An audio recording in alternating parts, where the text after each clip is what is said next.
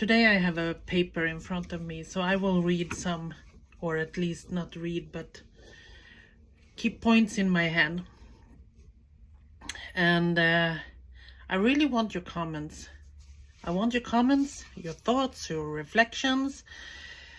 Share it, like it. But we hear a lot of I had enough. I had enough. Many people are saying I had enough. I had enough. And we had enough. Sure. But I'm gonna get to that. Because for far too long, our Western world, I cannot speak for another part of the world that I don't know, but I know the Western world. And it's been ruled by a very, very, very distorted kind of power. A distorted kind of masculine energy power, actually. And that power, or that distorted kind, has destroyed and discriminated, diminished, divided. It has conquered not only places and people, but our values, our heart and soul. And it has greed and racism and sexism and anti everything that's different in it. And it's kind of fueled by that. It's this history, and it's still laying there. And it's one that spreads and lives and are fueled by fear. And this distorted kind of power, masculine energy power, is fueled by fear. Fear of others, fear of losing my job, fear of not having money enough in the end of the month, for food to my kids, for clothes to my kids, fear of getting sick.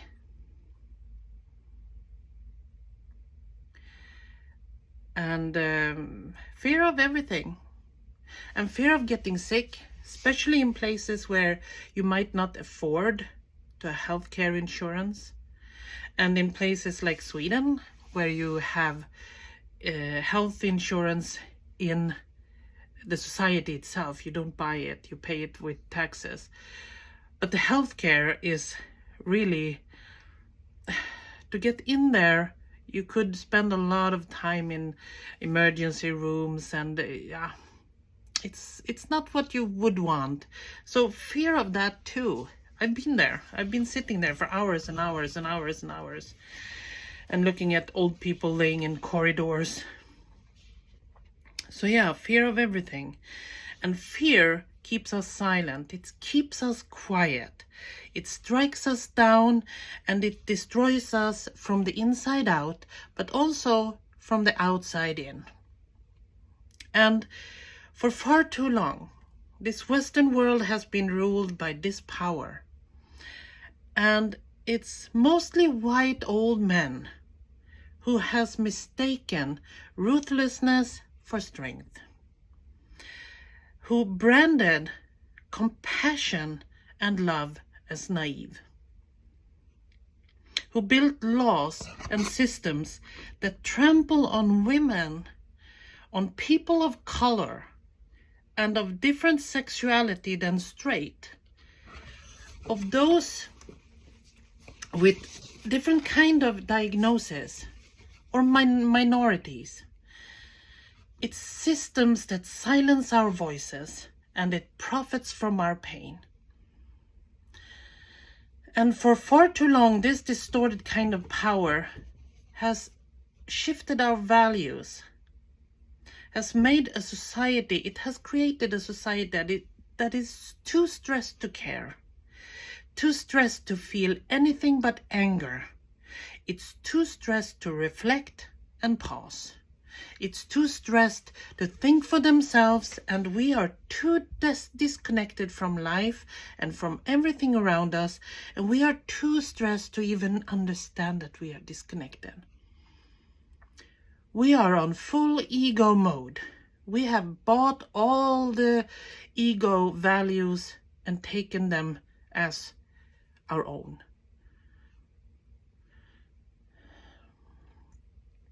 And the extreme development of everything that might have been good and decent in the USA is crumbling very fast, and it's spreading outwards faster with Trump. And what we see has always been there. Here in Europe too, it's the same thing. It just has been less visible, less outspoken and less clear, but it has always been there. And the fear is of everything that is different is what it thrives on. But different is the whole point. That's why the Creator didn't make us exactly the same, or a tree exactly the same as another tree, or a fish, or a bird, or an elk exactly the same as another elk. Difference is the point. We should welcome it. It's important. We don't want the same. Being different is what makes this world beautiful. But what I see in USA and what I see in Sweden and Europe and everywhere is everything that I do not want. And we are often told that we're supposed to fear nations, or rather here in Europe it's Putin is coming. He's going to invade. Putin here and there, behind every bush. But the fact is that behind the Russian flag are millions upon millions upon millions of people who are just like me, who are parents and children and grandparents, workers, dreamers, artists. They want to live a life in peace, with stability, with food on the table, with the meaningful work and a future for their kids. They don't want endless wars or being a political or pawns in a political game. I don't want that. They want the same thing as I want. I want the same thing as they want. We are told that Russians are bad because of Putin. And that's the tragedy of this distorted kind of power. It uses us, ordinary people, as pawns. In all their games, in all their conflicts, and all their wars, we are pawns. And the needs of people are ignored. So fear is spread so that populations on both sides forget their humanity. And we forget our heart and our soul. We follow our brain, our ego brain, but not our heart, not our soul, not our mind. There's a whole other way of living and relating to each other. A philosophy from South Africa. It's Ubuntu. And it means I am because we are. And at its heart, it's recognizing that our humanity is deeply interconnected. And interconnected is my most important word. Because everything is interconnected. I am because we are means my well-being is tied to yours. It's practiced through compassion and generosity and mutual respect and shared responsibility. In communities where Ubuntu is lived, decisions are made with the whole in mind. not just the individual, not just even individuals, but the whole. And it calls us to see each other as fully human, as human beings, not as tools or rivals or strangers or a danger to each other. Because this society has created danger, and it keeps creating danger, especially in countries where prisons and the justice system are something to make money from. So I do not exist in isolation. I am shaped by my connection with you, and you are shaped by your connection with me. And if we are cruel, cold, and disconnected, then I am part of that cruelty. I am part of that coldness, and I am part of that disconnection, and I don't want it. I choose a different way. I choose the way of Ubuntu. The way where our humanity is bound together, where my joy is incomplete if yours is absent, and my freedom is empty, just empty, if you are still in chains, and my voice is so hollow if yours is silenced. So I am because we are, and together we can be something new. I do not want people to be turned away. I don't want Europe to build fences. I don't want people to end up in refugee camps for years and years. I don't want my leaders to work for that.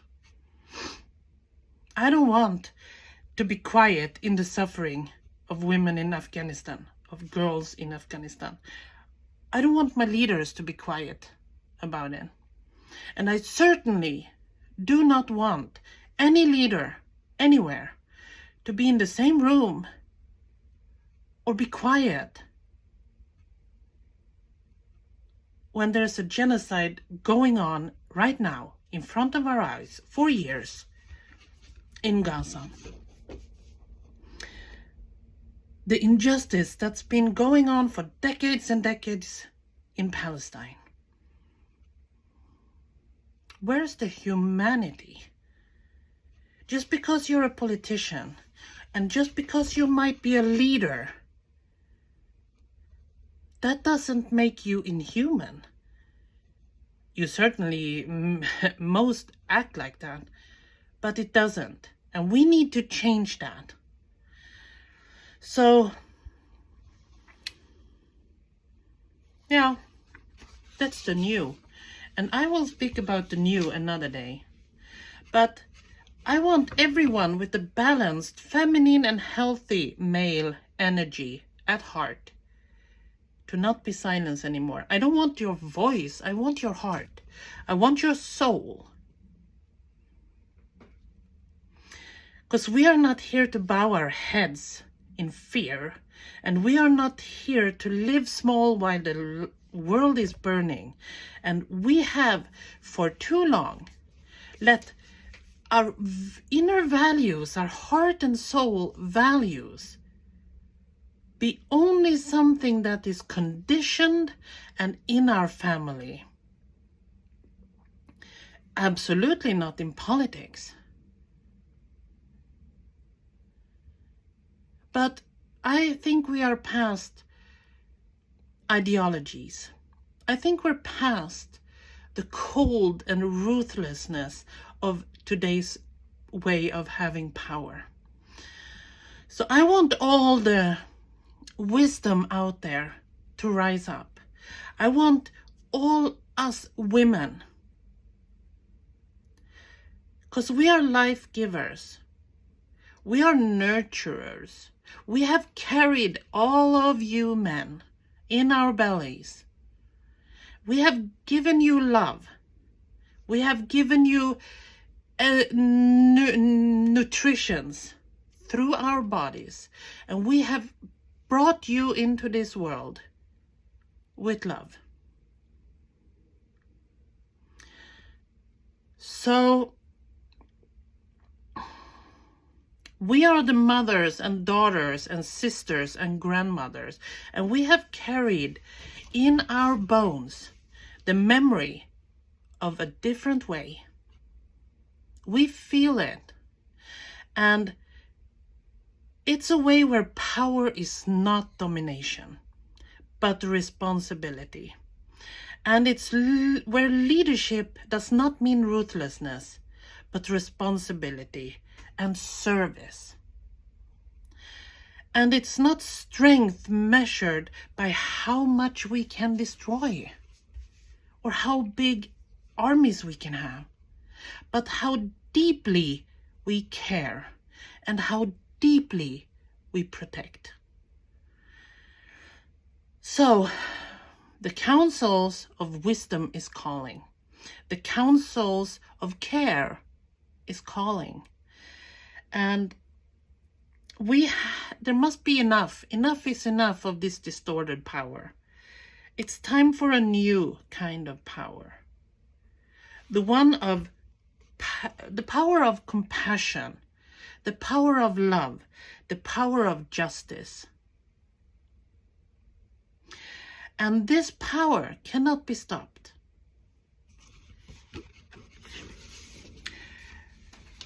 Because we have carried generations in our bodies, and we have, even because of it, we're the life givers. And still we have been set aside, neglected, stepped on, used and abused and undervalued even. No more. It's time for a new way.